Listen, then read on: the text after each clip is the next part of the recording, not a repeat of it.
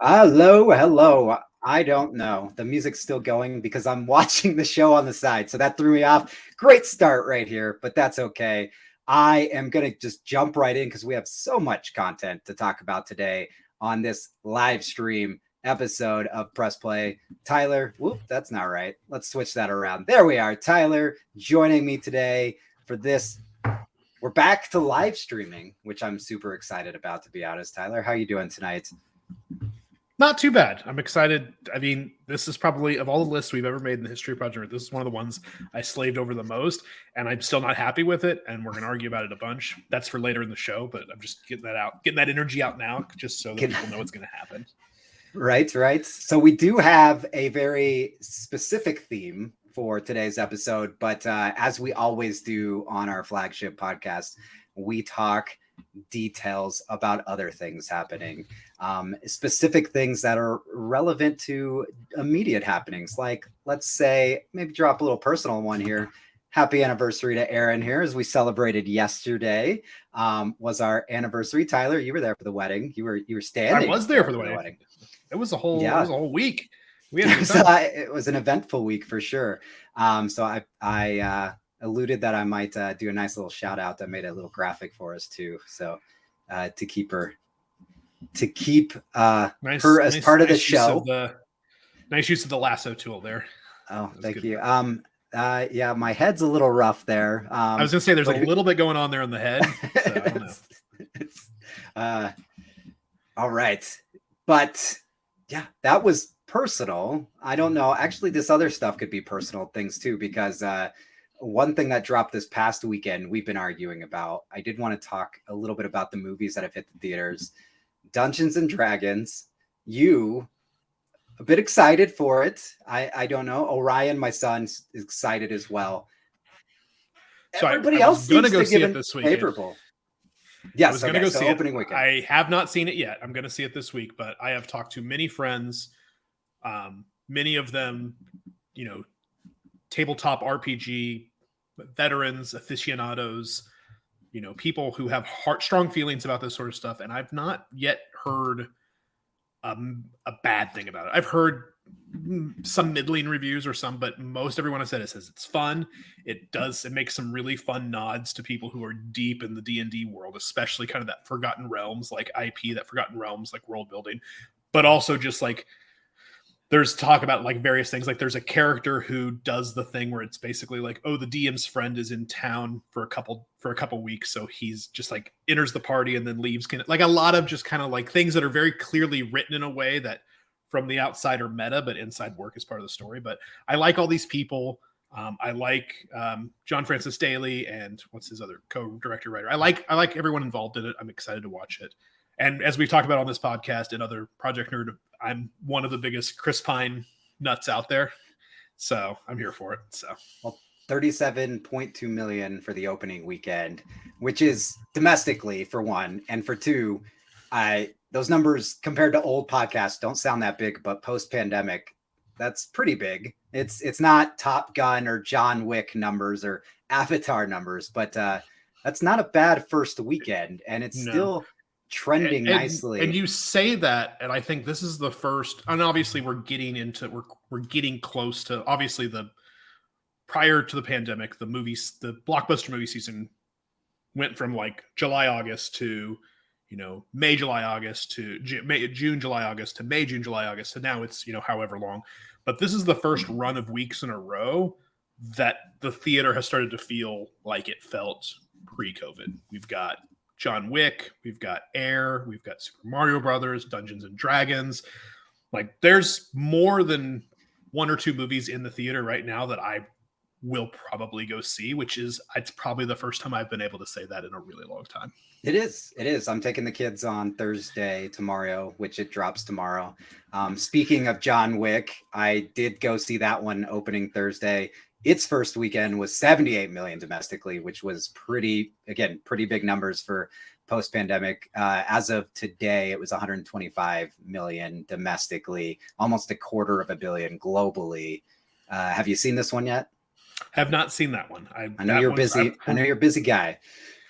It's partially busy. It's partially like living somewhere that I don't really live and like trying to figure out, like, I don't have a theater right now or anything. So I'm trying to figure that out. But I also don't have anyone to really go with. So I don't have a problem going to the movie theater by myself, but a lot of these movies are typically movies we would make an event of, especially like Dungeons and Dragons, John Wick. So the only like big new releases I've seen I've seen Tetris, which I really enjoyed. It was a lot of fun. Really? Okay. And that's actually pretty much it. Is that a requirement for you to see Tetris? Like, do you have to see the Apple Plus movies? I definitely don't. But I remember seeing the trailer for it and being like, I'm excited for this. So I did. I feel like it's been crammed down my throat. I'll get to it eventually. John Wick was the second best in the franchise, in my opinion, behind the first one. The first one is here. The other ones are fun.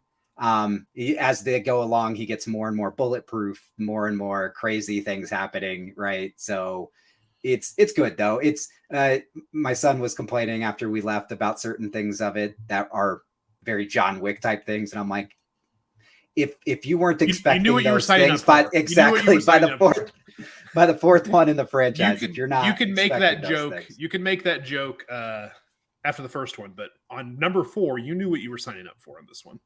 Right. Yeah, so you're exactly right. Wick's still in theaters. Tetris is in theaters. Air is about to drop in theaters for, sneakerheads, a big one. I'd say Mario. I'm excited about Air. Air is one of those ones, if you told me the premise, you told me the cast and the director, and then you showed me the first trailer, I'd be like, is this a real thing? Like, is this a joke? But seeing interviews, subsequent trailers, and just the buzz, like, it's got like hardcore. I mean, it's way too early to say, but it's got like hardcore Oscar buzz right now. Listen, or at least awards buzz. I know people like to knock on them, but I love me some Affleck directed films and some Affleck starring films. I 100% do too. But when you saw like the first shot of him as Phil Knight in like the tracksuit and the glasses and the hair, I was like, what are these guys doing? That's fair. Some other big announcements this week too, of course, or last week now at this point. Scott Pilgrim maybe comes up later. I don't know when we get to our main topic here of cult classic films. But it is Netflix has gotten the rights to an anime, promised to be in the animated style. That's why I went with the comic book art here for our graphics. The original cast completely coming back for the voice cast here. You're a massive Scott Pilgrim fan as well. How are you feeling about this? Read all the comics, played the video game. They're also, it looks like they're getting the I'm gonna mispronounce their band, Anna Managuchi, which is the band, basically the band that did that. They're very popular for their like video game chiptunes. They did the music for Scott Pilgrim, the beat 'em up side scroller video game. They're coming back to do the soundtrack and new songs for the anime, as well as getting literally everyone back, as well as Edgar Wright being involved and O'Malley being involved. So yes, I'm incredibly excited about this. Right. And we are live, people. So those of you watching, you can comment on our Facebook page. There's the Facebook Project Nerd group. I think you have to give some permissions to get your name there. Obviously, we're on YouTube and Twitch as well. I'm looking at the Facebook page to the side. There's some weird thing about stars. I think Facebook's wanting me to pay. I don't know if that limits the comments. It limits us being able to see them through that channel. But either way, definitely give us your 2 cents on all these things we're talking about, movies, Scott Pilgrim anime, or something I know Tyler and I are both excited to talk about too. It is the Last Ronin. Let's talk Last Ronin video game. So it is actually Doug Rosen, who's the senior vice president for games at Paramount Global, because Paramount does fully own Ninja Turtles now for a little over a decade, I feel. They're putting a game out that's going to be themed around a pretty solid miniseries comic, darker, more older audience oriented. And Rosen is likening it to the God of War franchise is how the gameplay should be. I'm interested. I mean, it'll do what my other video games do, Tyler. I will buy them, download it, and install the updates, and then set it on the shelf and probably never get to it. But that's still a compliment from me. That means I'm excited. Yeah, I'm curious. When I heard this announcement, it made a ton of sense. Obviously, The Last Ronin is one of, I mean, IDW has done some amazing stuff with Teenage Mutant Ninja Turtles over the, IDW has done some amazing things, comics in general, but done some amazing things with the Ninja Turtles in the last, 5 to 10 years. The Last Ronin is one of the best. I was actually talking about The Last Ronin to someone just the other day. Like, if you haven't read it, 100%, it's 5 issues. Go pick it up, read it. I'm not going to say it's a quick read, but it's pretty quick. But this is, I mean, we've gotten after a long time of not getting much, I feel like we've gotten a glut of Teenage Mutant Ninja Turtle. We had Shredder's Revenge as well as the Cowabunga collection last year. We've had all these new comics. I'm very excited about this. But yes, as God of War, I was definitely, in my head, I was picturing it as more of a like Arkham Asylum kind of game, but as a God of War game, they're in the same kind of action RPG genre. I can see it though. So I just want Mikey to start calling him Boy. Have somebody follow him around and call him Boy by the end of the game. If we're going full God of War, right? No, it should be pretty exciting. It looks cool, and I agree. I picked it up. I waited till the 5 issues were done, got it in trade. Kind of happy I did. I picked up the hardcover one, and so it sits nicely on the shelf. It's for, gosh, you are the same. We're same age. Adam, who's usually on the podcast with us, right there too. We grew up on Ninja Turtles, everything from it to where we can even excuse the third the Turtles in Time movie. And listen, the Turtles in Time movie has some good stuff in it. That's why I said we could excuse it. Basically, as long as if you cut out all the turtle stuff and just show the scenes of Casey Jones with the samurais in modern day, it's a modern classic. Everything else is kind of rough, but point being is we love us some Ninja Turtles, and this definitely is for the older fans, the fans that have been there for a while. But yeah, read it. I agree, and then go play the game when it comes out, or do what I do and buy it and put it on the shelf. That's how things work around here. But that's mostly for the big news. I didn't have time to create graphics for it, but I real quickly touch on it. Obviously, we've had, I would say, 4 big trailer drops. We did get it as a second trailer for the Marvel series. Starring Samuel L. Jackson, bringing back all of them. Secret Invasion. And we did get the first trailer for DC's Blue Beetle, which is due out, I think, end of summer. We've got a pretty solid teaser now, more so than just the kind of gimmicky teaser for Barbie.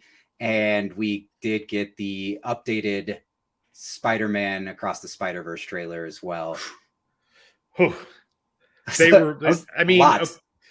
was a lot. The Barbie, I've always, between like the cast and Greta Gerwig, I was mostly in on Barbie just to see what they were doing with it. Now after the trailer, 100% in. Oh gosh, so much. Blue Beetle is a fine trailer. It has some really good nods to the character in the comic book. It's not a great trailer. It almost, as I said someone earlier today, it feels like someone put a big budget paint job on one of the like not great CW DC shows. And even the best fair. CW DC shows, not great, but like on one of the, but at the same time, like I've almost said high. I had hopes for this movie. I didn't have high hopes. I had as high hopes as you can have for a DC movie. Right. I hope it's better than the first trailer makes it look, but if it's not, it is what it is. Secret Invasion, I don't know. Secret Wars and Secret Invasion is such, in and of itself, a crazy, wild, convoluted storyline in the comic books, and it's a very big, like, I don't want to say cop out, but it's very, rather than like write anything interesting in that series, what they would just do is be like, oh, by the way, this superhero for the last decade has actually been a Skrull. Like, with no, like, there's nothing to, it's always been this way. And it was very, like, there's a lot to it. Plus the differences between the MCU and like the main comics, or there's like things have gone different. The Skrulls come in. It's all very different. I'm here for it. I'm going to watch every episode of it. I don't know why but it seems I'm curious how they're going to make it coherent and concise and get from point A to point B, and not like, one of the biggest complaints of a lot of the Marvel TV shows on Disney Plus has been they're too long and there's a lot of filler. I don't know how this one is going to fit everything it needs to fit into. I don't know. May push it into the films. I'm not going to do anything. Spider-Verse is amazing. Watch the Spider-Verse trailer. I was already 1,000,000% in on a sequel to Spider-Verse I didn't need to see anything else, but I loved every second of it. So also completely in, and I told you earlier when we were talking about it that I'm not going to watch it. I did end up watching it right after I watched the Barbie one. Looks fun. There was a few fun things, as you pointed out. But I'm gonna retreat back to of all the things we're talking about here. That Barbie trailer, like you said, Greta Gerwig directing, co-written with Noah Baumbach. This is then all of a sudden you saw, like, I knew the cast was going to be. I didn't realize some of the people that were going to be in it, but it is taking the approach of it's going to be tongue in cheek for sure. It knows what it is, and I'm pretty excited for that. Though, yeah, Blue Beetle. It's just hard. DC's I feel like they got to prove something at this point. The trailer just didn't do enough for me to say they are. We'll see, but that was a big week of trailers, and I think that kind of goes hand in hand with what you talk about, Tyler. We've got a bunch of movies finally hitting the box office. We're starting to fill up the every weekend slate again. So the trailers are starting to drop for the late season releases. It's dare I say it, movie season again. Getting pretty excited for that, to check it out. But we're going to talk movies, just not new releases. I do want to get into it because we both know we're going to spend too much time here. Far too much time. But I want to start by talking about why we picked this subject. And this Saturday, I'll be hosting a little get-together with some friends to celebrate Rex Manning Day. April 8th, Rex Manning Day. For those of you who are not aware, this is a slightly modified version of the group here for Empire Records. Tyler and I might have made our way in there. Empire Records came out 1995. April 8th is Rex Manning Day. And actually, it's I have a little note over here of that Ethan Embry, who plays this guy, actually, that Tyler's peeking out from behind there. He plays Mark. He did note that the reason April 8th was chosen for Rex Manning Day after the fact is, I didn't know this till recently, Tyler, is that's the day that Kurt Cobain was found after he passed away. So April 8th is kind of paying homage to Kurt Cobain. So I was like, okay. I'm surprised I was not aware of that piece of trivia, but it definitely makes sense. So it was interesting. There's a few other fun notes for Empire Records fans, or for those who are aspiring Empire Records fans, that I took down. Was obviously they were only going to film a couple seconds of the Say No More, Mon Amour Rex Manning video, but they were on a beach and they had the cast and crew. They ended up filming the whole thing and actually edited it down. So there is a 4.5-minute video out there. And if you do own the Blu-ray release, or you go back to the DVD, I believe it's called the remix edition, you have that music video in your extras. This one always still bothers me. Coyote Shivers was married to Babe Beale at the time, making her Liv Tyler's stepfather while they were in the movie together. So Coyote Shivers and Liv Tyler, playing similar age characters in this movie, were indeed stepfather and stepdaughter. That's really interesting. But one of my favorite pieces of trivia is a big plot of there is AJ, who I took over his body here in our little image, is wanting to confess his love for Corey, which is Liv Tyler up there at front. And he checks his watch at one point in the movie at 1:30, and he is committed to tell her at 1:37 that he loves her. At 1:36, so exactly 6 minutes after he checks his watch of runtime, she shows up on the roof where he is already. And 7 minutes after he checks his watch, he confesses her love. So they actually timed that well in the editing of the film. So kudos, team. Empire Records, of course. Here is the most interesting piece of trivia that I just learned today. Rotten Tomatoes score 31%. This is not a loved movie, apparently, on Rotten Tomatoes. I mean, it hit at a very specific time for us. You obviously watch it every year. I have not seen it nearly as many times as you have. I have seen it many, many times. It's not a great film, but it's fun. It hits a lot of really specific notes around that period of the 90s. I put it on the same kind of tier for another one that hits super hard for me that's not on this list, but is Can't Hardly Wait. Can't Hardly Wait is another also but it has that like list of people who are all like, they're all about to be famous. They're all going to be like, it's a who's who of people who are going to go on to have careers, and it hits a very specific time of like that late 90s high school era. You go back and watch it now, the nostalgia is too strong for me to dislike it. Not a great film, but I love it. This is in that same kind of vein. Whatever. It's such a great movie. Guilty, It is. It's a guilty pleasure. I'm not saying that's bad, but it's definitely not. It's definitely not high cinema. There's a reason it's in the cult classic films list. That's the thing, is we didn't want to spend all episode talking just about Empire Records, or maybe I did. Maybe we figured other people wouldn't, especially with that 31%. So we decided to spend Rex Manning Week, as we will call it, into cult classic films. So we're going to talk cult classic films. And yeah, Tyler, you kind of brought it up at the start of this episode. We made lists. So we made lists of our top 5 cult classic films. Cult classic is obviously...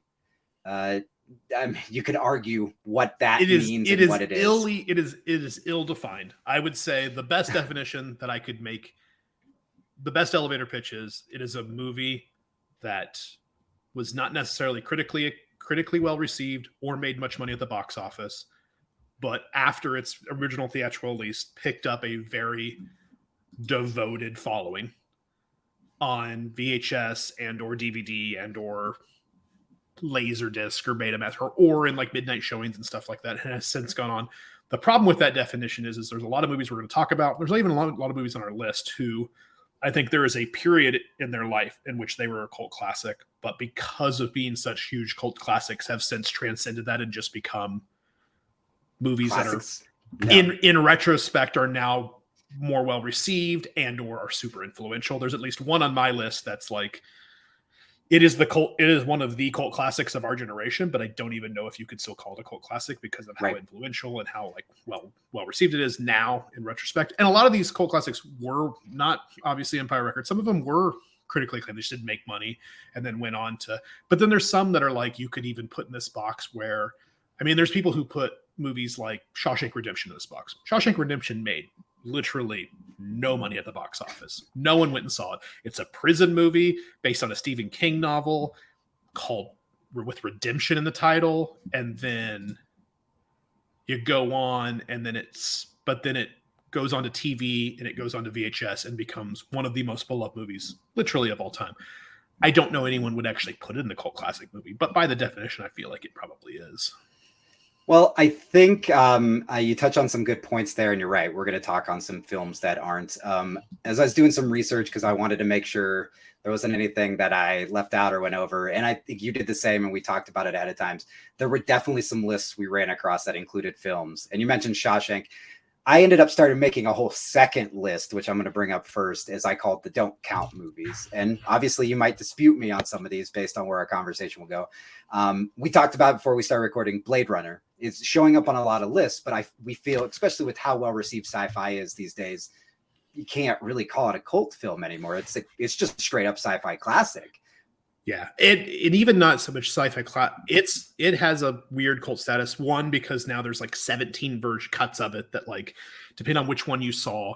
It's also one of the most influential sci-fi films of the last years. Like it's been imitated and cribbed from so many times. But at the time, it wasn't like a flop, but it wasn't super well received. But there's a lot of like early Ridley Scott. There's a lot of directors we'll talk about where it's like I wanted to put them list because of some of these more experimental, they took chances that now with 30 years, 40 years removed, you're like, oh no, that's one of the greatest movies ever made. But at the time you're like, what is this? So. Right. Yeah. Some of the other ones I'll go over this part pretty quickly. Princess Bride, I saw on lists that I'm like, I feel like that can't count. Maybe it's just a generational thing because maybe it's everybody our age that's very aware of it. Big Lebowski was one, and we even have a lot to talk about with the Coen brothers because they're the when you talk about directors that toe the line. Fight Club I saw on tons of lists, but everybody knows Fight Club. Everybody knows Fight Club. It's also generational, I think too. There's some of that too. The thing I feel like I feel like if you were gonna go, that route, They Live would be better suited for cult classic, where The Thing is more Carpenter shows up on a list a lot, and a lot of his movies are another one of those ones that in retrospect, I think that one I also saw, and I think it's probably still a cult classic, but I was exposed to the sequel before the original. You see Escape from New York on tons and tons of lists. And I'm trying to get my wife and son to watch those. Escape from LA is 100% a formative movie in my like cinema, like but I definitely saw it before. I had So no idea who theaters- Snake Plissken was. Like, there's all these references in the movie. I'm like, what the hell is this? And then years later is when I saw Escape from New York, and then it all started to click together. Right. But that's another movie. Like if I was older, Escape from New York would 100% be on my list. Same with there's a lot of those older movies that would be on my list, but by the time I was old enough to see them, they had gotten over the hump of still being like a cult classic at that same time. Like I don't think we're old enough to consider Rocky Horror Picture Show a cult classic.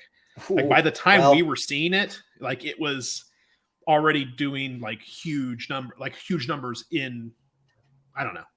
Okay, so when I look at our list, it makes a little more sense then, because yours are very generational, and they're very generational. Well, because there's another, like we talked about directors. One director for sure that I really, really wanted to put on my list, but couldn't make a case for it was David Lynch. Everything David Lynch, if he doesn't do anything else, he takes chances. And then you look back at some of his movies. The problem is movies that I think in execution and in like substance and content should be cult movies.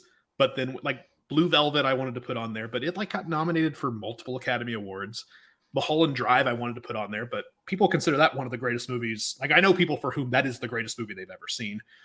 Eraserhead, I saw way too late in my life to put there, but it's probably the biggest thing he has. It's a cult classic.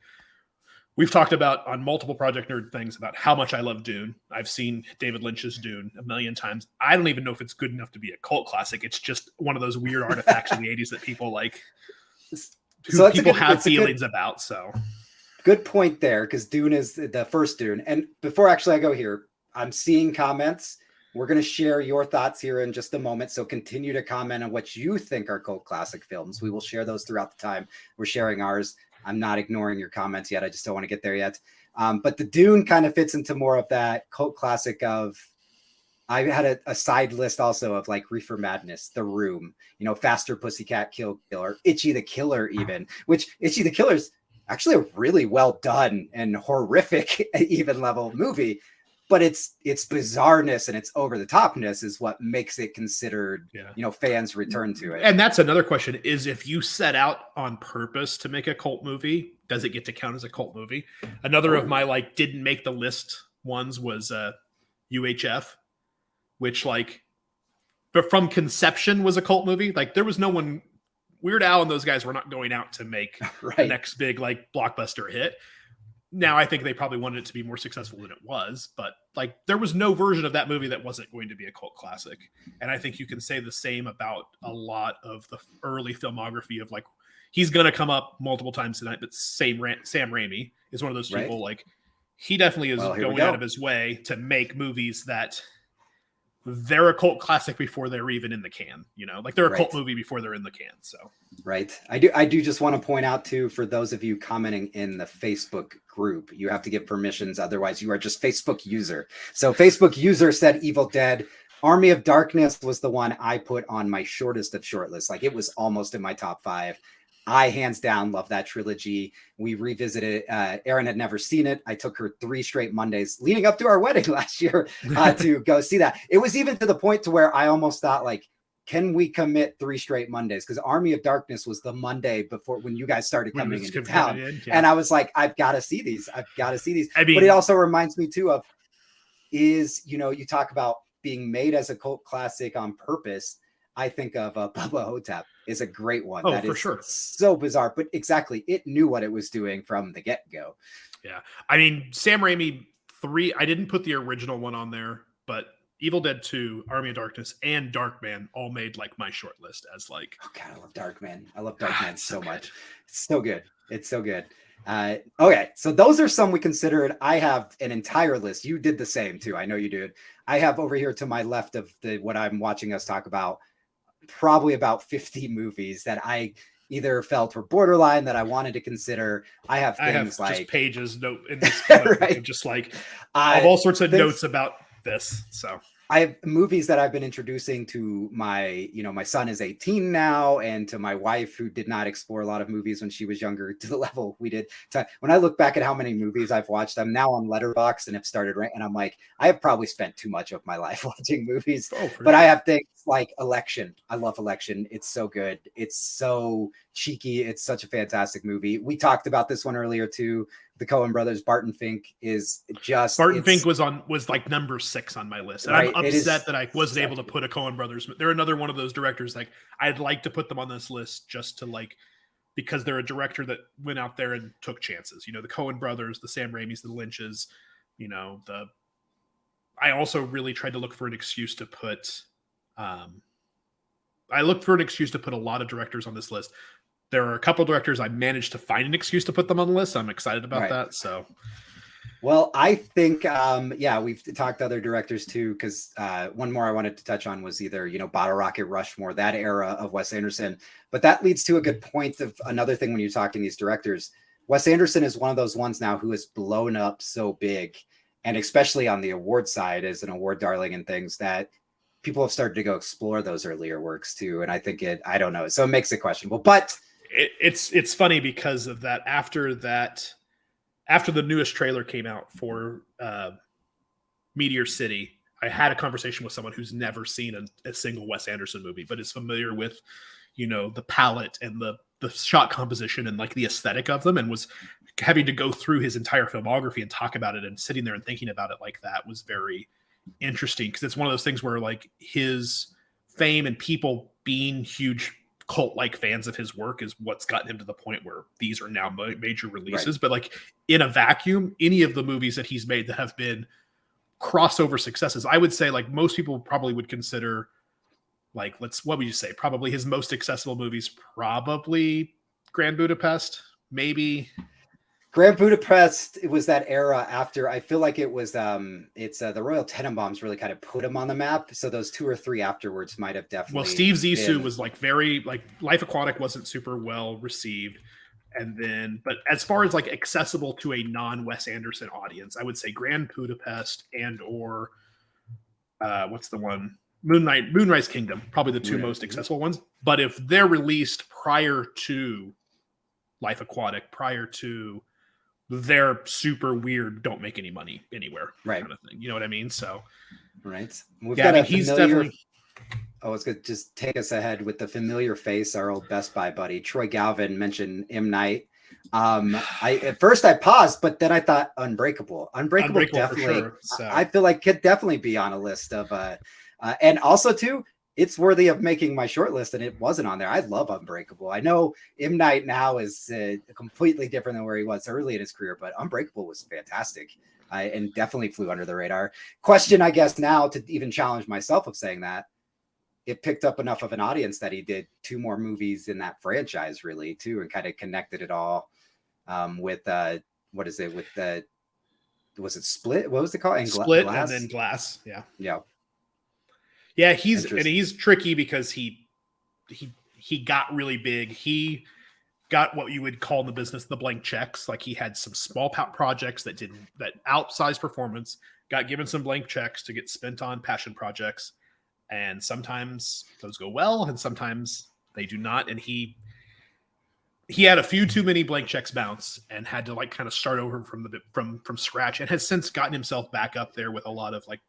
Some of his later work has been super well received, but there was a period of time there between like The Village and The Happening and stuff like that where he was radioactive in Hollywood. Yeah. So.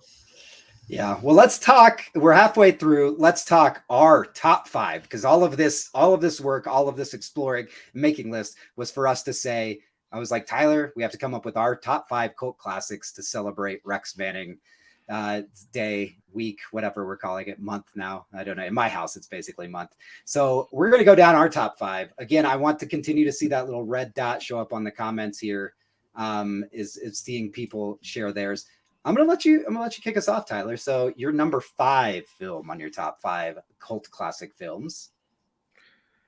Put it on the board. Just get it up there. Let's do it. Clicking on it. There we go. So this is the one movie that I chose that could be considered in retrospect no longer a cult classic, but it is for our generation the indie cult darling film. It is the one. It's like this was like Kevin Smith for his generation. It was Linklater's like Slacker.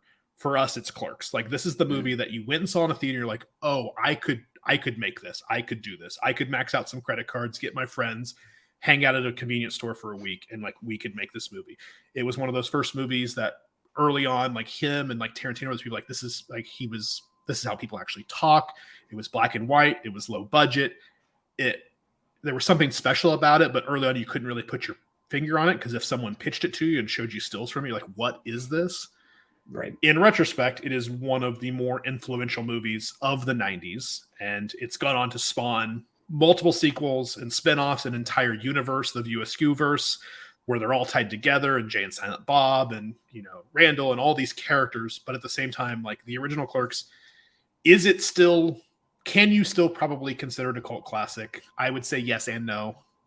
It's probably, of all the choices I made, it's the one that I feel...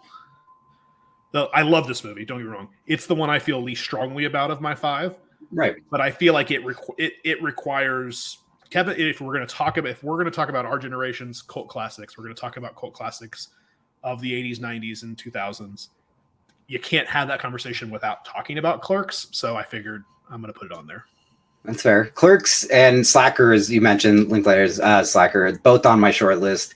I was towing the line with that too because of how I felt. So I started my list in a little different direction. I started thinking movies that I bring up to people and I'm like, wait, how have you not seen this? And then I remember I live in a movie bubble that I've seen way too many movies as we're talking about. One of those is one that Donnie Darko. And I really consider this is because people that like this movie love this movie. Like you either love this movie or you don't know it exists, it feels like. And to me, that is kind of what I see as defining a cult classic. It did not do well. Richard Kelly did not have a successful career after this even. It was one of those things, much like Empire Records, there's some faces you will definitely recognize that went on to be pretty big. Some faces that were already kind of big even at that time.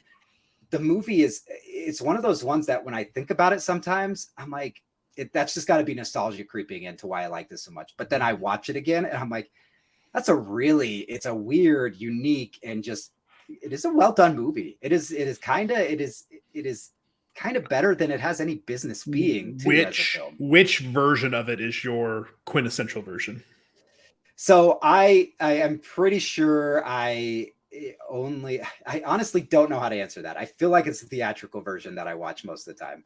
I feel like the director's cut, if I'm remembering this correctly, tries to, I think Richard Kelly has a problem when he's given too much, like he was allowed to go back to it and started meddling with it too much. I think it takes away from some of the twist. It takes away from some of the like just weirdness of the few scenes, I guess, would be by trying to put too much more in there.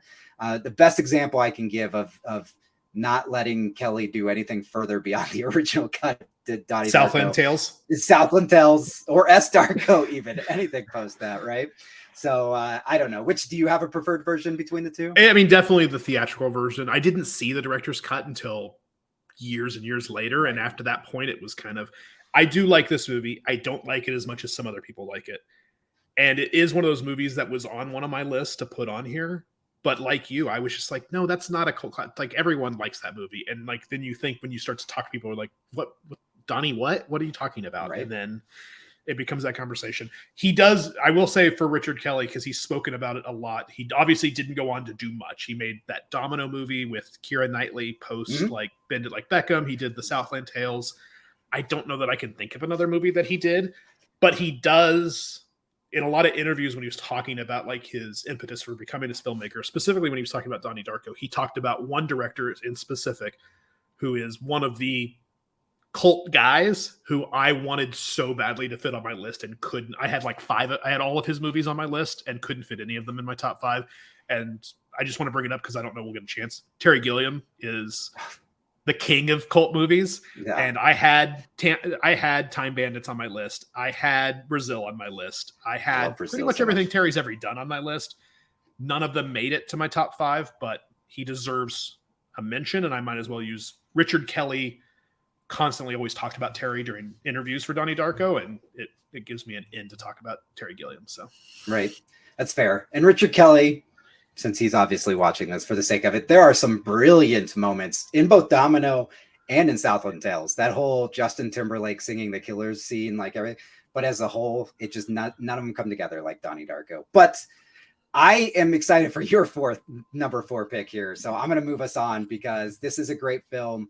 And I was talking about this with my son downstairs before we started. So take us. So this is another one. This is another one of those directors who I tried to find a way to put on the list.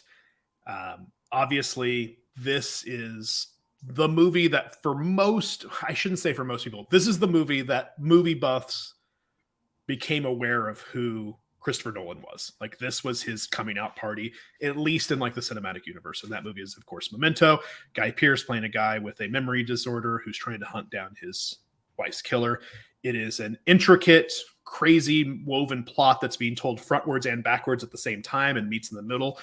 At the time, kind of groundbreaking. Had similar things have been done in movies prior to this, but not executed quite this well. It has that sort of, I wouldn't say convoluted, like screenwriting, like plotting is become kind of a calling card of both him and his brother. But at the time, it was groundbreaking. A lot of semi well-known like character actors, like Guy Pearce was, this is probably post LA Confidential. Is this post LA Confidential? Was he? I'm trying to think year wise. Right there, it's in right that same period. So he's not. He's kind of known to American audiences, but not really. Carrie Ann Moss was like someone you recognize as a character actor. Joe Pantoliano, like a lot of really interesting people in the movie. I don't know anyone who's ever sat down and watched this movie and not enjoyed it and or wanted to then immediately watch it again and like realize to pick it all out. Realize it does not cheat, like it plays by its own like internal logic. And it's the last, I don't know. There are other movies that Nolan has made that skirt the line of cult classic that have since become a big deal. This is another one of those movies though that like in retrospect, everyone's like, oh yeah, I love Memento. I watch Memento, when that's untrue. People watch this movie after they saw like Batman Begins or after they saw The Prestige or after they saw Inception. But it was a cult classic among movie buffs for a long time. Like it did really well in the festival circuit. I'm trying to remember. I'm assuming it could not have made any money. It did not. It bombed terribly. We watched this recently, actually, and a couple of the fun facts that I was reading was how poorly it did at the box office. 40 million at the box office in 2000. But yeah, it was made a big splash. It premiered at the Venice Film Festival. Like there were many critics singing its praises, but I want to point out though, you mentioned it was 40 million in 2000. So that is the year after both, two actors in this film that were in The Matrix. So like their presence wasn't enough to even pull there. Another fun fact about this one, and Tyler, I'm sure you owned it, so I don't know if you know about this, but on the DVD, you could go through a whole series of like weird tricks in the menu to watch the film in the version of real events. So not in the way the movie is cut, but in what would have happened from first to like last. It's one of those first movies where people like would do fan cuts, and then obviously special features had cuts on it. This is also, if you listen to any of the Nerdcast or Project Nerd stuff that I'm involved in, you'll hear me sing wax poetic about various cinematographers. This is also the first movie that really introduced me to Wally Pfister, who went on to be the cinematographer for the Dark Knight trilogy, Inception, Moneyball. He did a lot. He's probably one of my top, 2 or 3 cinematographers after Deakins. Roger Deakins. That was weird. But it's a really well shot movie, but if you go and watch this movie and you can see, the makings of what Christopher Nolan is going to become, now he's someone who can just walk into any studio and say, I want $50 million to go make whatever I want. And you can't ask me any questions. And they're like, okay. Right. Well, Gary here agrees with you, says this movie is great. But I want to move along to my number 4, because I think very underrated filmmaker, as you can see there, being John Malkovich. Kaufman script, directed by Spike Jonze. Spike Jonze entered the world of filmmaking by being a skateboarder that was just hanging around with the Beastie Boys and decided to, yeah, I can shoot your Sabotage video. That's fine. We don't need permits. We don't need anything like that. And then has gone on to do a movie like this, Her, Where the Wild Things Are, which is probably one of the most beautiful adaptations of a short children's book. But Being John Malkovich is the one here that I focus on being number 4. This is another one. I could say the same exact sentence I said for Donnie Darko. It's one of those ones to where when I talk to somebody about it, I'm shocked that they hadn't seen it, or if they have seen it, they love it. They love it. And it's one of those ones too, that when I rethink about it and I think about the premise and everything to deal with it, I'm like, it's got to be the nostalgia that makes me love it so much. And then I go rewatch it and it's just such a good film. It is so well done. It is John Malkovich. This is where he definitely like cemented himself as becoming that comedic force, I would even say. Like he was just, but Cusack's great in it. All around, just a fun movie. And the concept is just stupid. It's stupid. It's really so out there. It's stupid, but that's Kaufman for you. That's a Kaufman script. And we've talked about this previously too, focusing on Kaufman. Kaufman movies that are written by him and directed by somebody else are superior than movies that he also in tune directs. This is true. And this is one of them. The other Spike Jonze directed Kaufman script that came out a couple years after this was on my list, on my short list, and that's Adaptation. Nick Cage did not make my top 5, but Nick Cage is in about 10 different movies that are on my like short list. I could make an entire cult classic movie of just Nick Cage movies very easily. And Adaptation would be one of the ones that made that probably the top of the list, obviously. So it's another one I watched recently. I love going. So good. Adaptation is such a good movie. So as we move along, I'm going to honestly say from my perspective of the 10 total movies we have here, your number 3 might be the least known one, I would say. I don't know how Philly. So here's the thing about this one. This is a movie that I love this movie. I've seen this movie a million times. It probably only makes my list because of recency bias. And that is, there is another podcast of which I am a huge fan called Blank Check with Griffin and David. Blank Check with Griffin and David is a movie podcast about filmographies where they'll pick a director and then they'll do a mini series of like every director, every movie they've made. And they focus on a lot of inside baseball, behind the scenes. And it's called Blank Check because they talk about directors who have success early in their career that then gets them a series of blank checks to go and make crazy passion projects. For those of you who are unaware, Shallow Grave is a movie about a group of friends who find a bunch of money in this house and there's a dead body and there's a whole situation. But what people don't probably know is this was like the big coming out party, specifically in England or in Britain, for Danny Boyle, who would go on after this to make movies like Sunshine, Slumdog Millionaire, Steve Jobs. Danny Boyle is one of my favorite directors of all time. 28 Days Later and Sunshine are two of my favorite like genre movies of all time. But this is how he got his start. It's a very young Christopher Eccleston, a very young Ian McGregor, and it's a visceral movie. Like if you're familiar with Danny Boyle's style, you see like an uncut kind of edgy version of his film where it's very kinetic. It's very like in your face. There's a lot of like interesting camera moves and a lot of stuff from like up, down and up and over. But it's a very visceral film. It's a very like kind of, it's a thriller. Like it's a psychological thriller. Mm-hmm. I don't want to talk about the plot too much to spoil it for anyone who's never seen this movie. Go and find it, pick it up and watch it. But he is one of the few, he's one of the directors who I wanted to make sure that made my list just because I appreciate their work, who went on to like from these small, like kind of weird out there movies.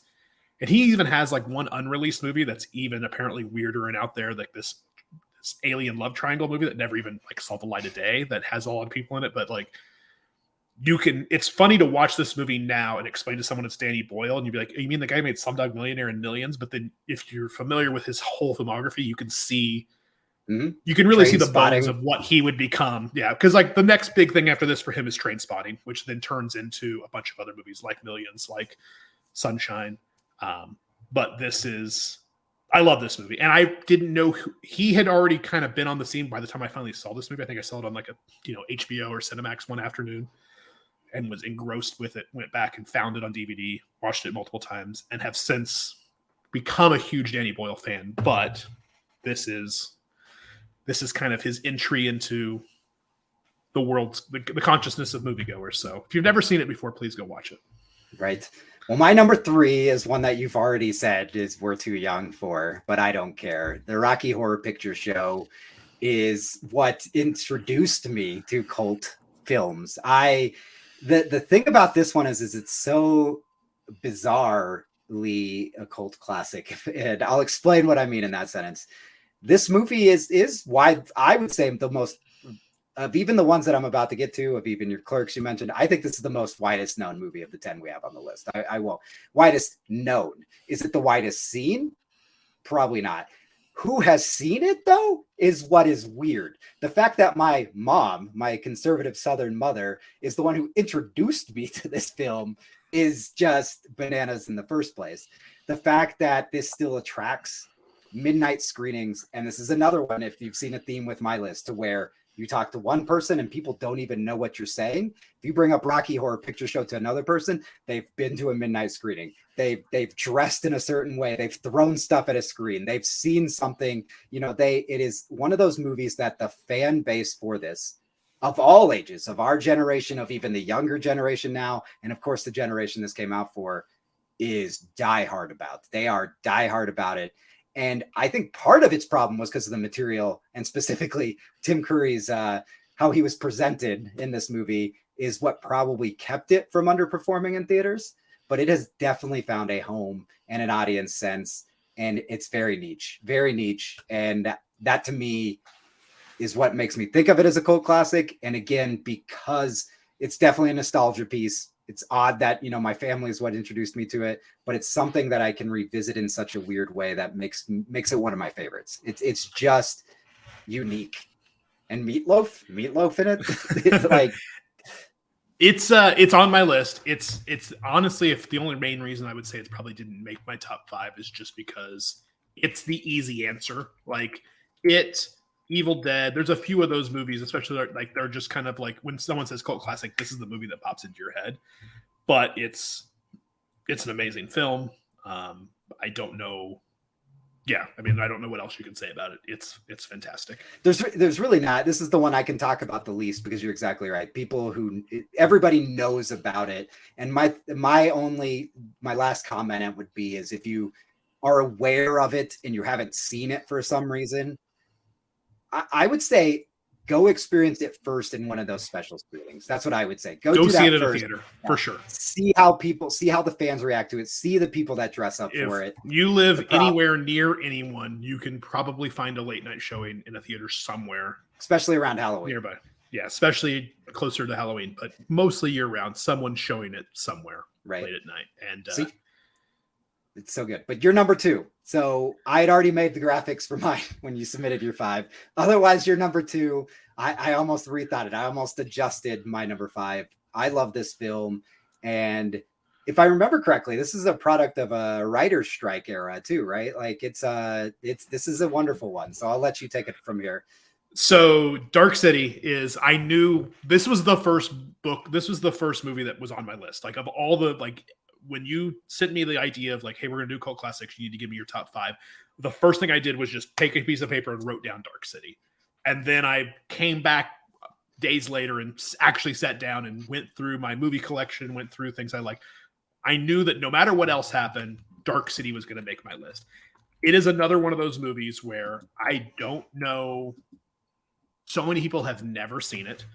It's such a weird, even for weird genre pictures, it's a weird genre picture. So for aren't familiar, it's this weird, dark, dystopian, sci-fi noir film starring Rufus Sewell. It's got William Hurt in it. Kiefer Sutherland plays a really cool character. One of my favorite actors, Jennifer Connelly's in it. Richard O'Brien. There's so many people in it. It's directed by Alex Proyas, who is probably best known. He's an Australian director. He was the guy who directed The Crow, another cult classic that was on my short list. Like The Crow was definitely one that I almost put on here. He also made I, Robot. He's made a bunch of other movies, but probably best known for The Crow and probably Dark City. It's weird. It's out there. David S. Goyer was one of the writers for it. So if you're familiar with his work, like this was early Goyer, who went on to write a ton of superhero movies for DC and Marvel. But it's another one of those ones I don't want to spoil too much with it, but it's this weird noir sci-fi thing where there's this guy who has amnesia and he's a murder suspect, but then there's these weird guys you can see here on the left, the strangers who are everywhere, and it's just there's so much going on in this film. It's very noir. And even when it's over, you're just like, it's like on my Mount Rushmore, because like obviously I'm a huge genre guy, I'm a huge noir guy, I'm a huge sci-fi guy. Like Blade Runner, this is a spiritual successor to Blade Runner in every sense of the word. Like this came out 15-ish years after Blade Runner. Mm-hmm. You can see like those fingerprints all over it of like not quite cyberpunk, but like noir sci-fi. And I can't sing its praises enough. And the ending is brain breaking and it's fantastic. And I love it. This is a movie that I rewatch at least once a year. And I just, no, this is a great candidate for a cult classic, because it is exactly, no matter how you define a cult classic, I feel like this can fit on a list, no matter how loosely or tightly you define it. You're right. Like, I think Blade Runner, I think Metropolis, Fritz Lang's Metropolis, this brings me back to, it is one of those movies that I just didn't see. And I didn't see it like so many people. I did not see it, and was in 98, I think, when it came out. And afterwards was like, oh my gosh, why did I not see it? No, it's absolutely wonderful. Well, my number 2 is a little bit, we have already talked about news with it. It's bigger. Whatever. People give me crap for this one. I don't care. I still consider it a cult classic. And that's Scott Pilgrim versus the World. Which, to be fair, it's a cult classic for you because you did not go see it in theaters. Like an idiot. Every time it gets brought up, you give me a hard time for this. We had a winter storm that knocked my power out, and I had to get my freezer and fridge stuff and my child to another place of warmth. Was unable to see that film right away. But I did see it shortly after. I did see it in theaters. I will say that. We were excited for it. Tyler, you had definitely read it by then. I feel like the two of us were running around. We were working at Best Buy at the time. The two of us were running around and telling everybody to see it. This is something I just definitely fits the case of where you say it had its era, and it was a short era of being a cult classic. And I think as nerds have taken over the world as at least entertainment and media for a way, it has definitely gone mainstream. Arguments have already taken place within my house about me thinking this is more niche than it actually is. And if you go to Letterboxd, you go to IMDb, there's a pretty solid amount of reviews and rankings and things. It is a pretty popular movie. Why I love it. The two things that are tricky for it. One is obviously like it didn't do well in the box office. Right. What we expected. The one thing that's kind of against it is by the time this movie comes out, Edgar Wright has already made Shaun of the Dead and Hot Fuzz. So like this, almost any success this had outside of fans of the comic book and fans of some of the actors and actresses in it came strictly from people being fans of Edgar Wright. Like he had come out of his indie. I mean, Shaun of the Dead, you could almost make a case for being a cult classic, although it's since gone on to become massive. I think his cult classic would be Gavin and Stacey, like his television, like the television show, but not Gavin and Stacey. What's the one he did with the TV show that he did with Simon Pegg? Yeah. Yeah, I mean, it is a cult. I mean, there are so many people who did not see this movie in theaters who still haven't seen this movie. But the only thing I would count against is the fact that by the time it came out, Edgar Wright he got to make this movie because of how successful Shaun of the Dead and Scott Pilgrim, and Hot Fuzz were. Right. I give you that. I think it's, I don't know. Brian O'Malley was very hands-on with it too. And it made it, I think, very quirky and niche and it's almost like a video game and a comic had a love child that came out as a movie when you really think of it. And I think that impacted it to some in a way where audiences weren't ready for that at the time. And again, as that's become more mainstream, I think too, yeah, again, you can make the argument, but you do make a good case there. I'm still defending it. I love this film to no end. We watch it. You want to talk about my number one movie that we talked about that I watch on the regular. I I watch this movie. This movie's on 4 to 5 times a year in our house, minimum. It is frequently played and loved by the entire family. And the kids have now read the comics, everything like that. So it's a good one. But I won't spend too much time on it because we are getting tight on time. I want to go to number 1. So Tyler, you're number 1. It's a doozy. Yeah. Here's the thing. It's another one of those ones that probably creeps into, in this day and age, almost too well known to be a cult classic, but at the time, no one saw this movie in theaters. Its entire life was on DVD and VHS. It's obviously, it so encapsulates just the weird, like, existential ennui of office work in the 90s. Obviously, the creator of it, for those who aren't aware, is also I can't talk. So Office Space was written and directed by Mike Judge, who's probably will always forever be best known as the creator of Beavis and Butthead and the voice of Beavis and Butthead. Also made King of the Hill and made quite a few movies after this, but this was like his first, not counting Beavis and Butthead, his first big movie. And at one point in his life, prior to becoming like a animator and a movie director, he worked in basically for a software company in Texas, sitting in a cubicle, like living this doldrum life, and made this movie. And it connected with a very specific, and of all the movies on this list, of all the movies we've talked about, of all the movies we didn't make the list, anything that's every director, every movie that's been brought up, I have easily seen this movie more than any of those movies. I maybe have seen this movie more than any movie I've ever seen. I don't know why. It's just one of those things it's a comfort film for me. I can quote literally the entire movie from beginning to end from memory. Like, I love this movie so much. It's hard to overstate it. I would say that probably most other movies that Mike Judge made are probably more of a cult classics these days than this one is. Like, I'm trying to think other, like, obviously Idiocracy, obviously. That one I think could have been a bigger movie if it didn't get like, buried by the studio. Extract didn't do super well, the Bateman Mila Kunis movie.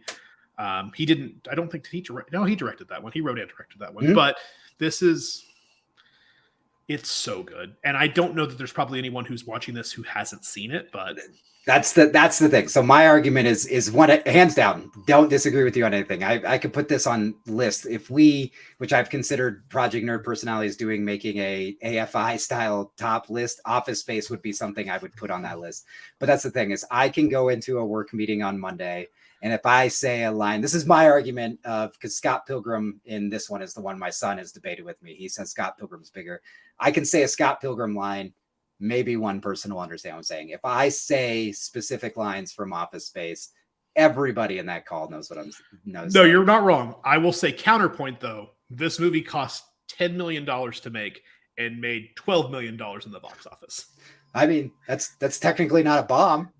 So I guess, but that is the definition of a bomb. Like, yeah, it's a wonderful movie, and I definitely agree with you that it is. If you were to look and define cult classics as at least having an era of being, as you were describing earlier, this is definitely one of those ones, and would be in an accumulative list towards the top, if not at the top. So yeah, it definitely became a meme. I mean, like, just a meme unto itself. Like, so many of these characters, it's tricky to.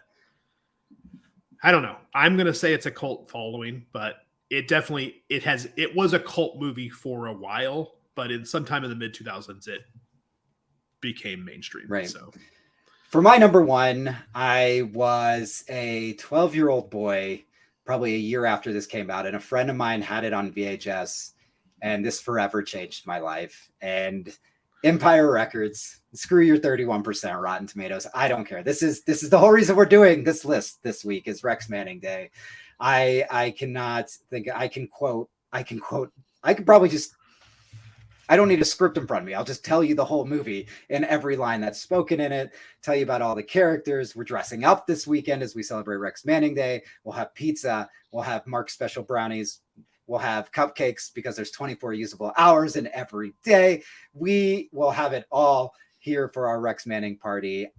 Empire Records is just one of those films to where it's, if you've worked in a independent retail environment or a smaller business, I'll even say retail, in an independent customer service business, because I would say Pat's for you would work and something like that.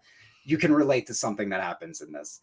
In fact, the guy who wrote the movie worked for a record store, and most of the people that worked with him after seeing the movie was like, every one of those moments happened at our record store. It's one of those things to where if you hadn't, or like you were a 12-year-old boy at the time, you wanted to work in a record store because of what this movie was doing. The soundtrack I have listened over and over and over, and I have worn through CDs on the soundtrack to the point to where I had to buy a third version of the CD and started making copies of it on my computer to stop killing my original one from overplaying it. The soundtrack is out of this world. The film it's not as special in terms of plot, or you talk about Dark City, like what it has to offer in terms of plot, being John Malkovich. I'll go back to Memento, right? It's pretty straightforward. It is what it is. It's just telling the story of a group of teenagers, like almost adults, acting like children in a sense, in an environment. But it's so fun and it's so great and it's just enjoyable. It's just the right level of charming and nostalgia and everything for me. And it's one that as many of these movies as we revisited, we talked about, I was introduced to much later or found, a different time. I was the kid when I found this one, and it was just a year after it came out. And to go around with my friend and be like, this is great. And nobody in the world knew what I was talking about, especially at my age. As you describe it, I think I've kind of put my finger on why it didn't resonate for me the way it does for you. And I love this movie, don't get me wrong. One is I did not see it young enough. I didn't see it young enough. And the other one is, as you were talking about the whole thing about working in a record store, that whole thing, not only did I not see it young enough, I definitely saw it well after I had seen High Fidelity. And after that, it's just like, it's like, this is like shitty. It's like shitty High Fidelity with kids instead of like adults. Like, what's going on here? High Fidelity is great. Yes. High Fidelity was on a short list for me, and then I was like, oh no, that was actually had people in it. So right. No, this is the one, and this is the one that brings us back full circle to, of course, this Saturday, April 8th. We celebrate the legend, the washed up legend that is Rex Manning. If you haven't seen any of these movies that we just went down the list for, and let me pull them all up at once here.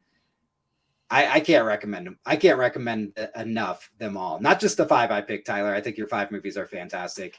I love, like, I'm looking at all 10 of these, and these are movies that I would go, if anybody was to say to me tomorrow, hey, do you want to watch insert one of these 10 films? I'm like, yes. The answer is immediately yes. I definitely own all of these movies. I know that. Yes. So. Yes. That is also a yes.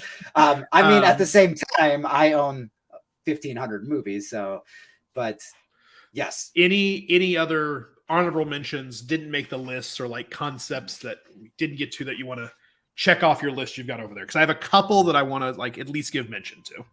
I think I touched on most of the ones that I was saying. I really felt the questions were, of course, if we had a lot more time, would be that early. You talked about early Coen brothers. I think we have a clear favorite, but early Wes Anderson is Bottle Rocket, Too Small Still, and his Rushmore, his like launching point in his cult classic, is things like that could definitely be debated. But as you said, all the Coen brothers, early Coen brothers stuff, yeah, right, this topic we could talk for hours. The two topics, the two like other like genres that I struggled with wanting to put on the list, but like don't really fit the mold, but could be considered cult classics. One is some of those very specific niche comedies of like our not childhood, but like of our adolescence and high school.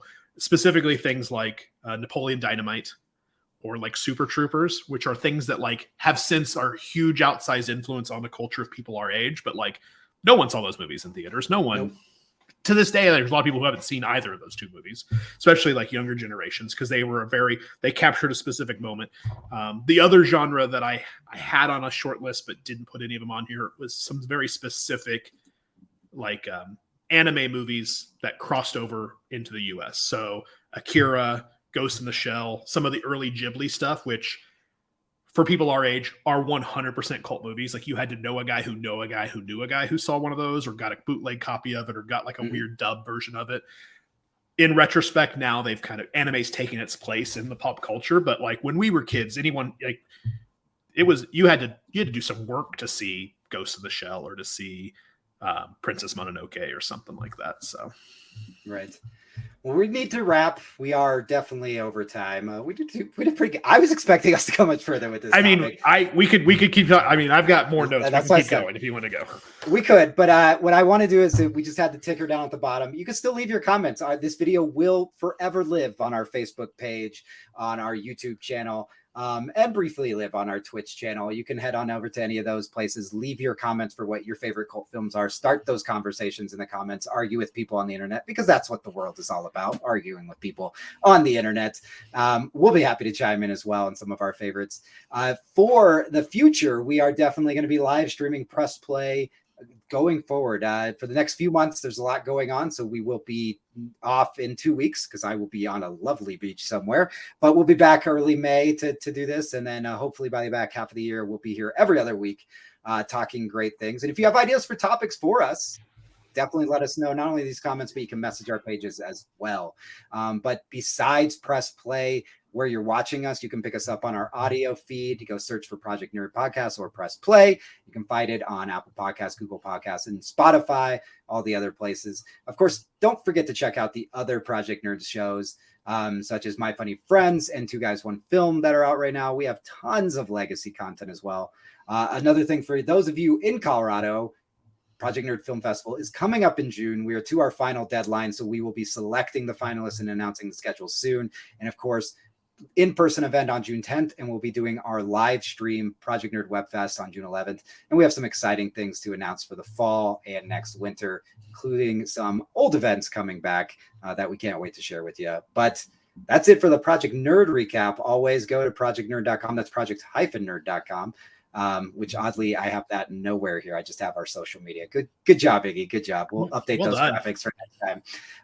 But listen, you did a lot of work on some really. You had like the whole thing with each movie cut out, plus like the final. Our heads are here. I know you did some work. I think the final graphic though with all 10 movies, that was that's the there one you go. People, there you go.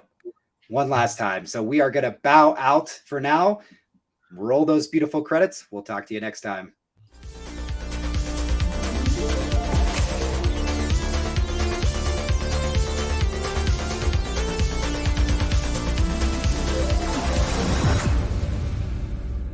Did Project Nerd make that?